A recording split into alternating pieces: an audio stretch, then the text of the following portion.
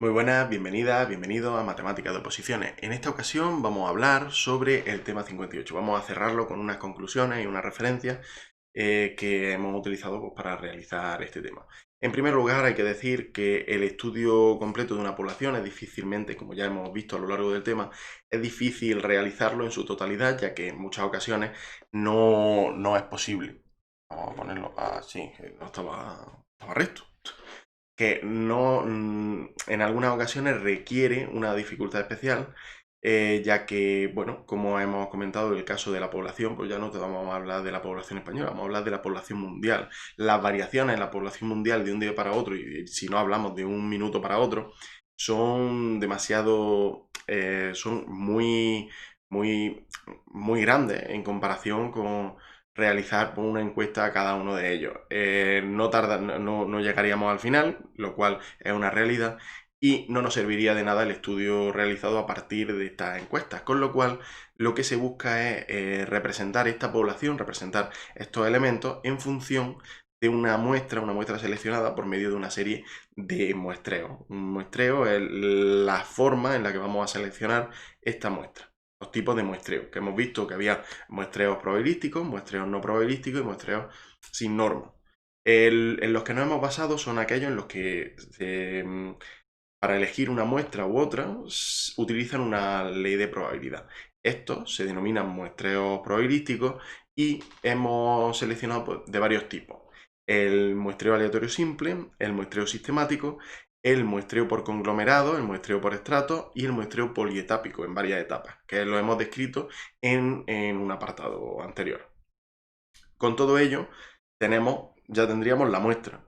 Finalmente, lo que tenemos que controlar es, bueno, teniendo en cuenta todas estas características, cuál es el tamaño muestral que necesito para que sea, para que sea representativo, ya que ya tengo que lo voy a seleccionar por azar, que son los dos pilares principales es el seleccionarlo por azar y el separarlo.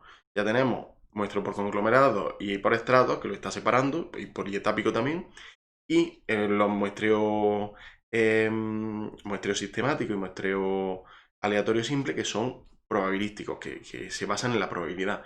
Entonces, con todo ello ya tenemos los dos principios básicos. Ahora, ¿qué tamaño muestral necesito? Pues para elegir el tamaño muestral, como hemos visto en uno de los apartados anteriores, necesitamos pues, unas características fundamentales. Como el muestreo aleatorio simple es el que requiere un mayor tamaño muestral, es con el que hemos calculado el tamaño muestral para para un caso determinado, y con ello pues, ya queda cuadrado cuál es el diseño muestral, cuál es la muestra, cuál es el tamaño de la muestra, y por lo tanto podemos aplicar cualquiera de los tipos de muestreo que hemos visto a lo largo del tema. Bien, el realizar sobre estas muestras los estudios, un estudio sobre estas muestras, pues, analizando los parámetros, pues, tanto los parámetros de posición, de dispersión y de forma, nos podrán dar, si estas muestras son representativas, que es lo que hemos buscado a través de todos los elementos, si estas muestras son representativas, nos darán una idea clara y con un error, cometiendo un error muy bajo, de la población en general, de cuáles son las características de la población.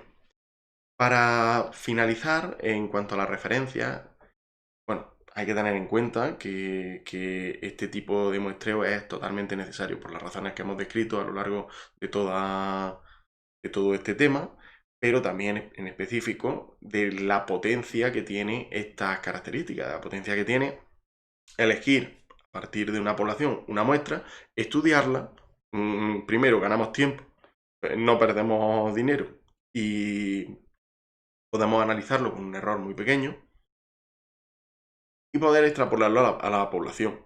Eso es algo que hoy día se utiliza como hemos dicho también a lo largo de la introducción, en muchas disciplinas del conocimiento. Estamos hablando de biología, de medicina, de estadística propiamente, claro, de los asuntos de Estado, como ya dijimos, que era la base del término estadística, y bueno, en informática, en tecnología, todos los elementos, en todos los ámbitos del conocimiento se utiliza la estadística y se utiliza de esta forma. También en la industria, como el ejemplo de las bombillas.